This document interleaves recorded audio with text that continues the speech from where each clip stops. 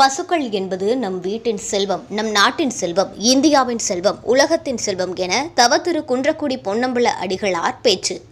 சிவகங்கை மாவட்டம் சிங்கமுனரியில் ஸ்ரீ சேவகமூர்த்தி கோசாலை டிரஸ்ட் 10ஆம் ஆண்டு அபிவிருத்தி திட்ட துவக்க விழா மற்றும் 108 கோபூஜை மற்றும் யாக வேள்விக்கு சிறப்பு விருந்தினராக வருகை புரிந்த தவத்திரு குன்றக்குடி பொன்னம்பல அடிகளார் பேசுகையில்,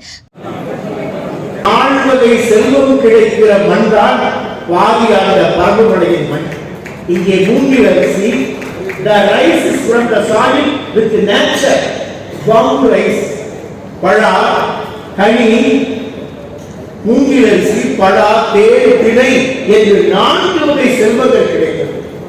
அது மட்டுமல்ல, பசுக்கள் நம் வீட்டின் செல்வம் மட்டுமல்ல, நாட்டின் செல்வம், இந்தியாவின் செல்வம், உலகத்தின் செல்வம்.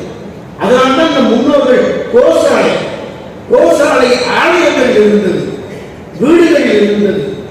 எல்லா பொருள்களும் பசுக்கள் தருகிற அத்தனை பொருள்களுமே நமக்கு வீட்டுக்கு செல்வத்தையும் நாட்டுக்கு செல்வத்தையும் ஆரோக்கியத்தையும் தருவதுதான்.